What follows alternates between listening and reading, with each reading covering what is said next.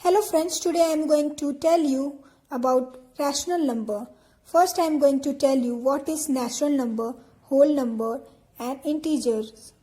What is natural number? A number starting with 1 is called natural number. ये हमारा number line है.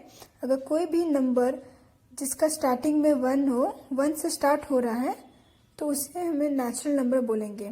What is whole number? A number starting with 0.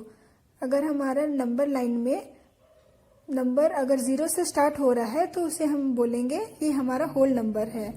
Now what is integer? Integer, there are two types of integer, positive integer and negative integers. 0, 1, 2, 3 these are positive integers and -3, -2, -1 these are negative integers. अगर number line में -3, -2, -1, 0, 1, 2, 3 represent कर रहा है, that means it is an integer. Now I am going to tell you about rational number. What is rational number? A number which is represented by p by q where q not is equal to 0 is called rational number. Let us take an example. 1 by 3. 1 by 3 is a rational number. Since q is not equal to 0, here q is 3 and is not equal to 0. So 1 by 3 is called rational number. Suppose ये हमारा number line है 0, 1, 2. तो 0 और 1 के बीच में क्या आ रहा है? हाफ आ रहा है 1 by 2. तो 1 by 2 हमारा रैशनल नंबर है. नाउ 1 और 2 के बीच में क्या आ रहा है? 3 by 2. तो 3 by 2 हमारा रैशनल नंबर है. Now let us know about its properties of rational number. Property number 1, closure law. Closure law क्या होता है?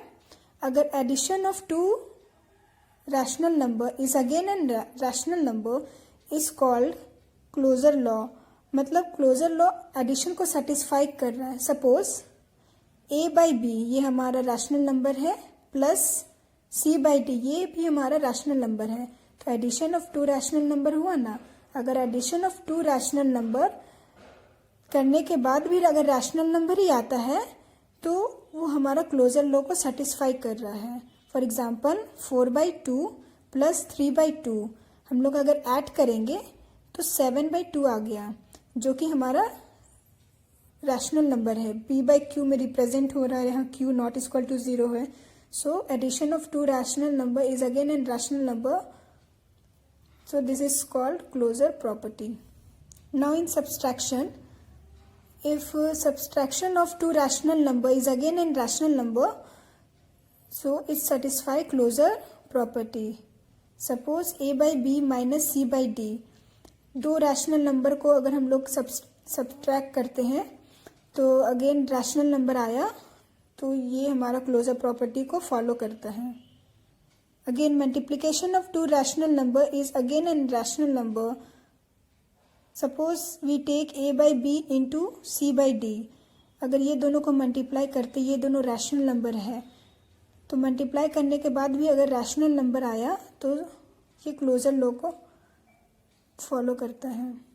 सपोज 3 by 2 इंटू 4 by 9 ये दोनों रैशनल नंबर है. अगर ये दोनों को मल्टीप्लाई कर रहे हैं तो 2 by 3 आ गया, ये भी हमारा रैशनल नंबर है. सो अगर multiplication of two rational number is again an rational number, so it satisfy closure property. Now if division of two rational number is again an rational number then it satisfy its closure property. अगर हम लोग a by B को divide करेंगे c by D से, ये दोनों rational number हो गया. अगर दोनों को डिवीजन के बाद भी अगर फिर से रैशनल नंबर आ जाए तो वो हमारा क्लोजर प्रॉपर्टी को सेटिस्फाई कर रहा है. जैसे कि 4 by 1 डिवाइडेड बाई 2 by 1. तो 4 by 1 डिवाइड अगर हम लोग रेसिप्रोकेट कर दे तो मल्टीप्लिकेशन में चेंज हो जाता है, 1 by 2 हो जाता है. डिवीजन के बाद 4 by 2 again it is a rational number.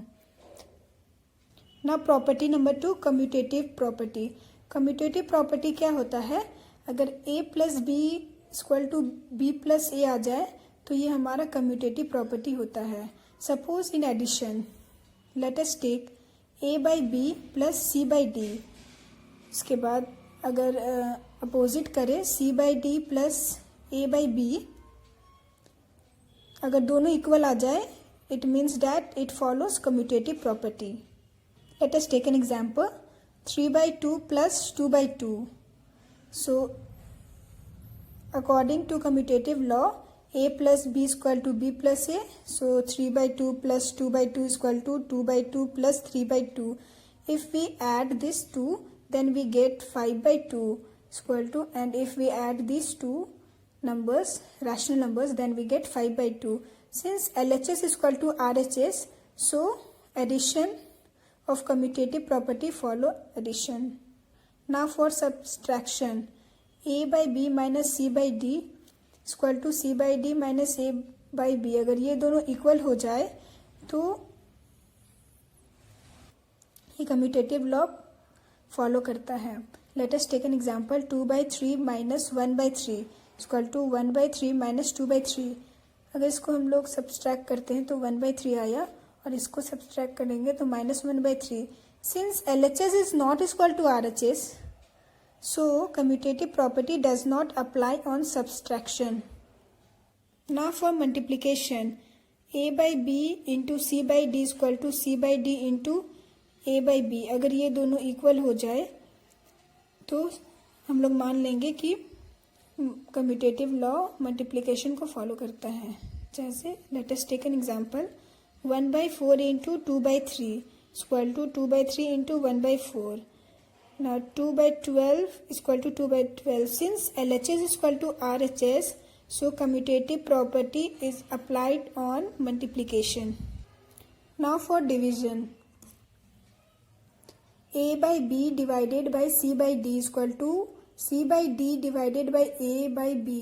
अगर ये दोनों इक्वल हो जाए तो कम्यूटेटिव लॉ अप्लाई होगा. Let us take an example. 1 by 3 divided by 2 by 5 is equal to 2 by 5 divided by 1 by 3. 1 by 3 divide, अगर हम लोग इसको रेसिप्लिकेट कर दे तो डिवाइड का साइन मल्टीप्लिकेशन में चेंज हो जाता है और 5 by 2 हो जाता है. Equal to 2 by 5 again divide का साइन चेंज करके मल्टीप्लिकेशन में करेंगे तो रेसिप्लिकेट हो जाएगा. हाँ, न्यूमरेटर डिनोमिनेटर में आ जाएगा, डिनोमिनेटर न्यूमरेटर में आ जाएगा. Into 3 by 1. So 5 by 6 is equal to 6 by 5. Since 5 by 6 is not equal to 6 by 5, that is LHS is not equal to RHS, so commutative property does not apply on division. Now property number 3, associative law. ये क्या होता है? a plus B, ये close bracket है, plus C equal to a plus, ये close bracket में b plus C. अगर ये सेटिस्फाई कर रहा है, that means it is associative property.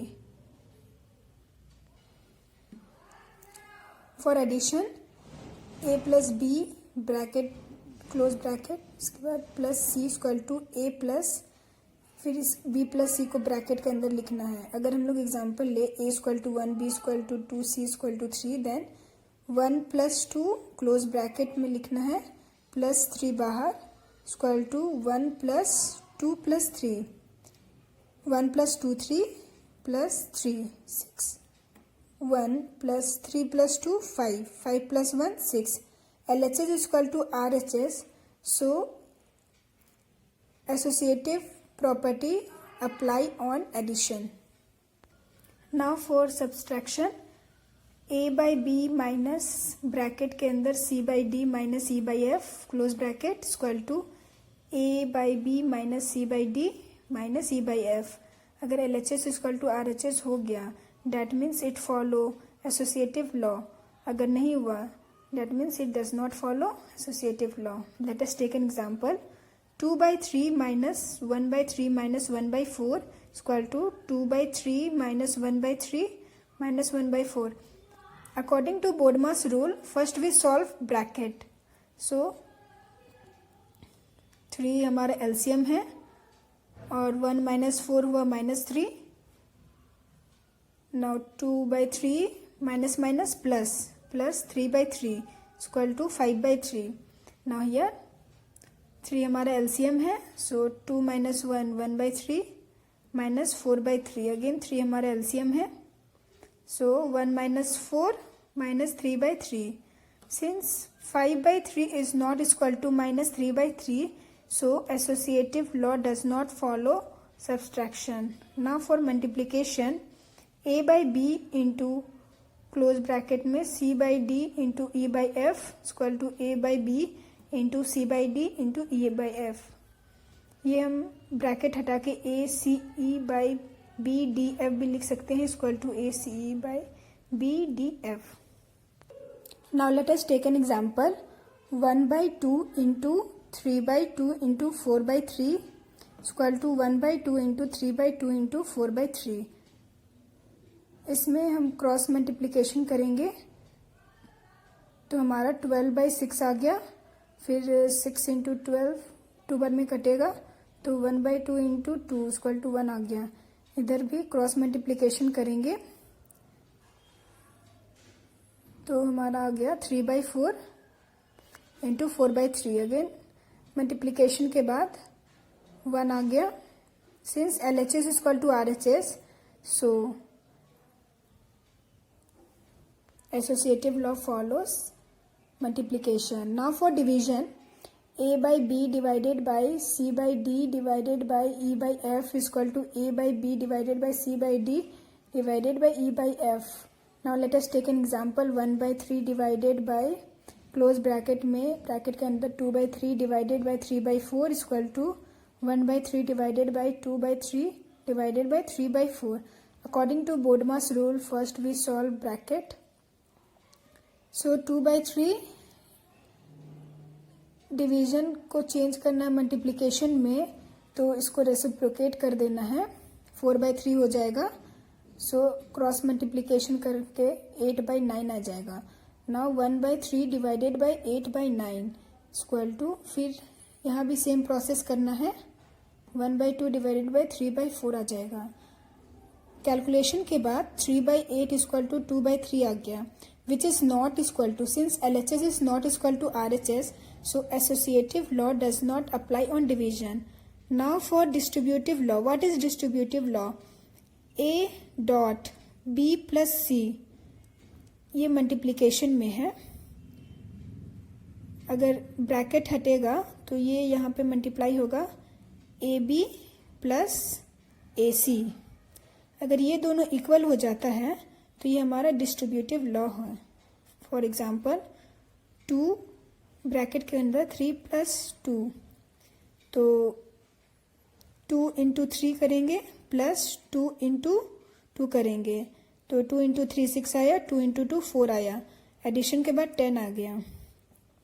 हम ऐसे भी कर सकते 3 प्लस 2 5, 5 इंटू 2 10.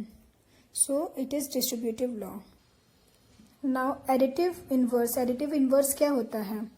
अगर p बाई क्यू हमारा कोई रैशनल नंबर है इक्वल टू, अगर माइनस p बाई क्यू हो जाए तो वो हमारा एडिटिव इन्वर्स हो जाता है. फॉर एग्जांपल 2 बाई 3 है तो इसका माइनस करेंगे, माइनस 2 बाई 3 से ये हमारा एडिटिव इन्वर्स हो जाएगा. Now additive identity. अगर कोई भी रैशनल नंबर प्लस उसका इन्वर्स को ऐड करने के बाद 0 आ जाए तो वो हमारा एडिटिव आइडेंटिटी हो जाता है. जैसे a बाई बी, इसका एडिटिव इन्वर्स क्या हो गया? माइनस a बाई बी हुआ, और फिर अगर ये दोनों को ऐड करेंगे तो इक्वल टू 0 आ जाएगा, तो ये हमारा एडिटिव आइडेंटिटी हो गया. Now multiplicative inverse. p by Q equal to q by p, इसका अगर अपोजिट आ जाए तो ये हमारा मल्टीप्लिकेटिव इन्वर्स हो जाएगा. इन्वर्स मतलब उल्टा.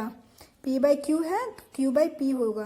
फॉर एग्जाम्पल 4 बाई 5 है तो इसका उल्टा क्या हो गया? 5 बाई 4. न्यूमरेटर डिनोमिनेटर हो जाता है, डिनोमिनेटर न्यूमरेटर हो जाता है. Now multiplicative inverse. a into 1 by a करेंगे तो इक्वल टू 1. अगर कोई नंबर ले लिए, उसका मल्टीप्लिकेटिव इन्वर्स कर लिए और दोनों को मल्टीप्लाई करने के बाद अगर 1 आ जाए तो हमारा मल्टीप्लिकेटिव इन्वर्स हो जाएगा. सपोज हम लोग a ले लिए 4 बाई 5 और इसका अगर मल्टीप्लिकेटिव इन्वर्स करेंगे तो 5 बाई 4 आ जाएगा, और ये दोनों को मल्टीप्लिकेशन करने के बाद इक्वल टू 1 आ जाए तो वो हमारा मल्टीप्लिकेटिव इन्वर्स हो जाएगा. Now I am going to tell you how to represent a rational number on a number line. This is a number line. -3, -2, -1, 0, 1, 2, 3, ये दोनों के बीच में अगर हम लोग को रैशनल नंबर फाइंड करना है तो कैसे करें? जैसे 1/2 कोई दिया हुआ है नंबर, रैशनल नंबर, तो ये रैशनल नंबर को रिप्रेजेंट कैसे करें नंबर लाइन में? इसके लिए हम लोग को 2 को डिवाइड करना है 1 से, तो हमारा 0.5 आ गया। तो 0.5 क्या है? पॉजिटिव है। सो पॉजिटिव के लिए 0 से लेके इन्फिनिटी तक और नेगेटिव के लिए 0 से लेके -इन्फिनिटी तक। तो पॉजिटिव है तो 0.5 मीन्स 0 से बड़ा है और 1 से छोटा है। सो 1 और 0 और 1 के बीच में आएगा 0.5। नाउ अगर हम लोग को दे दिया गया है 5/2 रैशनल नंबर फाइंड करने कि नंबर लाइन में कहाँ पे रिप्रेजेंट कर रहा है, तो 2 को डिवाइड करेंगे 5 से तो 2.5 आ गया, जो कि 2 से बड़ा है। तो ये 2 और 3 के बीच में आएगा। सो ये दोनों के बीच में 5/2 यहाँ पे है हमारा rational number. Now find 2/6 on number line. यहाँ डिनोमिनेटर में क्या है? 6 है, तो 0 से 1 ले लेंगे और जितना 6 है उतना डिवीजन बनाएंगे। 1, 2, 3, 4, 5, 6। सो 1/6, 2/6, 3/6, 4/6, 5/6, 6/6 तो 1 हो गया। सो 2/6 कहाँ पे है? यहाँ पे है। Now rational number between 2 rational number. अगर हम लोग को 2 को रैशनल नंबर फाइंड करना है बिटवीन 2 रैशनल नंबर, तो कैसे फाइंड करें? जैसे कि -1/4 एक रैशनल नंबर है और 1/3, ये दोनों के बीच में कितना रैशनल नंबर है वो अगर हम लोग को फाइंड करने के लिए दे दिया जाए तो कैसे फाइंड करेंगे? इसके लिए स्टेप 1 है कि हमें बेस को सेम करना पड़ेगा। 4 और 3 ये बेस है, ये हमको सेम करना पड़ेगा। इसके लिए हम लोग 3 से मल्टीप्लाई और डिवाइड करेंगे और 1/3 को 4 से मल्टीप्लाई और डिवाइड करेंगे। तो मल्टीप्लाई करने के बाद यहाँ 12 आ गया, इसका बेस में भी 12 आ गया, दोनों सेम है, बेस सेम हो गया। फिर नंबर लाइन एक ड्रॉ करेंगे जो -इन्फिनिटी से +इन्फिनिटी तक है और बीच में 0। सो पॉजिटिव को इस साइड लिखेंगे और नेगेटिव को इस साइड। सो 1/12, 2/12, 3/12, 4/12 और नेगेटिव -1/12, -2/12, -3/12। सो इन दोनों के बीच में कितना रैशनल नंबर है वो काउंट कर लेंगे। इस तरह से rational number between 2 rational number कितना है हम लोग फाइंड कर सकते हैं।